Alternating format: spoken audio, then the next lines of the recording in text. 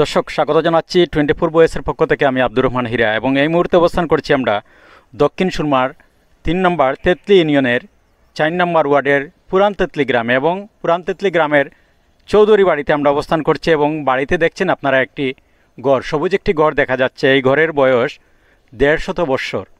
এই প্রজন্মর কাছ থেকে আমরা জেনেছি এই ঘরের বয়স 150 বৎসর। এই ঘরটি আসাম পেটানো একটি ঘর।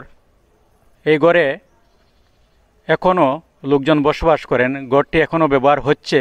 অসাধারণ একটি ঘর, অনেক বড় একটি বাড়ি। এই ঘরের আশেপাশে আরও বিল্ডিং রয়েছে, তবে তাদের পূর্বপুরুষের স্মৃতি হিসাবে তারা এই ঘরটি আজ অবধি এভাবে রেখে দিয়েছেন। এই ঘরটি আপনাদেরকে দেখাচ্ছি এবং এই ঘর নিয়ে আরও বিস্তারিত জানার চেষ্টা করব। আপনারা এই ঘরটি দেখতে থাকুন। অসাধারণ একটি ঘর এবং ঘরের চাল দেখুন আপনারা, 3টি পার্টের চাল রয়েছে। অসাধারণ একটি ঘর। আমরা ঘরের বাহির থেকে এই যে কারুকাজ, দৃষ্টিনন্দন একটি ঘর, এগুলি আপনাদেরকে দেখাচ্ছি। এরপরে ঘরের ভিতরে আমরা প্রবেশ করার চেষ্টা করব।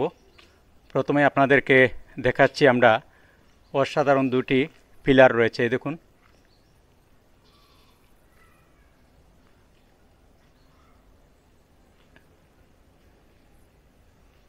অসাধারণ একটি ঘর আপনাদেরকে দেখাচ্ছি আমরা।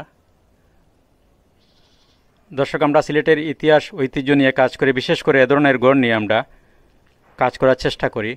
তারই ধারাবাহিকতায় আজকে আমরা দক্ষিণ সুরমার 3 নম্বর তেতলি ইউনিয়নের 4 নম্বর ওয়ার্ড পুরান তেতলি গ্রাম থেকে আপনাদেরকে এই ঘরটি দেখাচ্ছি। এবং এটি একটি চৌধুরী বাড়ি। আমরা বিস্তারিত জানব। এই বাড়িতে এখন যে প্রজন্ম আছেন আমরা তাদের কাছ থেকে বিস্তারিত জানব।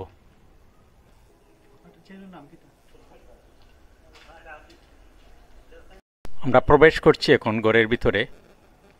ঘরের ভিতরটি আপনাদেরকে আমরা দেখাবো।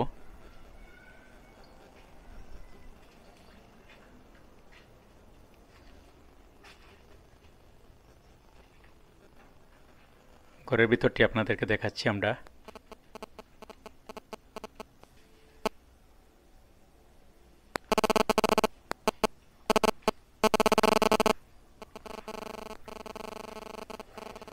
এখন আমরা এই ঘর সম্বন্ধে আরও বিস্তারিত জানার চেষ্টা করব।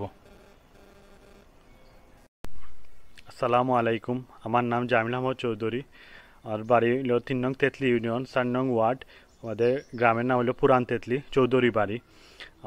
আমার পিছনে যে বাড়িটা দেখতে পারা, একটা হইলো আমাদের পূর্বপুরুষর। আমি হইলাম 4র্থ প্রজন্ম। গড়টার বয়স হইব প্রায় 150 বছর। মানে পুরানা ইতিহাস ঐতিহ্য দরিয়া রাখার লাগে আমরা একটা গড়টা রাখছি। এখনও ভাঙছি না, কোনো ধরনের কিছু করার জানা। আমরা যথাসম্ভব মেরামত করে রাখলাম গড়টা। আমাদের বাড়ির ভিতরে অনেক ধরনের বিল্ডিং আছে, মানুষজন আছে। আমরা সব বিদেশ বেশিরভাগও থাকুন। আমরা যারাও আছি বাড়িতে থাকলাম, সবে আমরা মেনটেন করে রাখলাম, সৌন্দর্য দরিয়াটা রাখলাম। আমরা ইতিহাস ঐতিহ্য লাগে পূর্বপুরুষ স্মৃতি হিসাবে গড়টা রাখছি আমরা। আপনাদের পরবর্তী প্রজন্মের জন্য কি করবেন? আমাদের পরবর্তী প্রজন্ম জেলা আইয়া দেখতে পারে, তারা যেন আমাদের পূর্বপুরুষরা তারা যেন এইরকম বাড়িতে থাকতেন। বিশাল বাড়ি এবং এত সুন্দর ঘরে থাকতেন। পুরানা বাড়ি এখনও বিলুপ্ত হওয়ার পথে।